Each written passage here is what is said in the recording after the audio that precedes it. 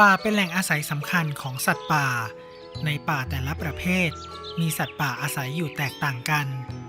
สัตว์บางชนิดพบในป่าไม่ผลัดใบบางชนิดพบในป่าผลัดใบและบางชนิดก็อาศัยอยู่เฉพาะในพื้นที่แห่งใดแห่งหนึ่งเท่านั้นอุทยานแห่งชาติเป็นเขตอนุรักษ์ที่นอกจากจะรักษาป่าไว้แล้วยังให้เป็นแหล่งอนุรักษ์สัตว์ป่าที่สำคัญเมื่อกล่าวถึงสัตว์ป่าคนทั่วไปมักนึกถึงเฉพาะสัตว์ที่มีขนาดใหญ่สามารถเห็นตัวได้ชัดเจนโดยเฉพาะสัตว์เลี้ยงลูกด้วยนมอย่างเสือหมีช้างป่า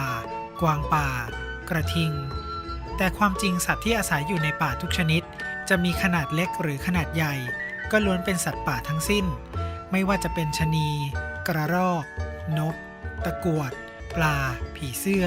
หรือแม้กระทั่งปวกและสัตว์ขนาดเล็กอื่นๆอีกมากมายก็ล้วนเป็นส่วนหนึ่งที่สัมพันธ์กับทุกสิ่ง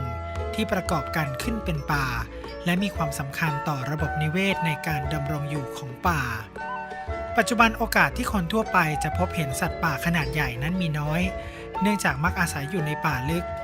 แต่ยังมีโอกาสพบร่องรอยของสัตว์เช่นรอยเท้ามูลสัตว์ตามเส้นทางเดินเท้าในป่าได้อุทยานแห่งชาติที่มีโอกาสพบเห็นสัตว์ป่าขนาดใหญ่หรือร่องรอยของสัตว์ป่าได้ง่ายเช่นอุทยานแห่งชาติเขาใหญ่และอุทยานแห่งชาติน้ำหนาว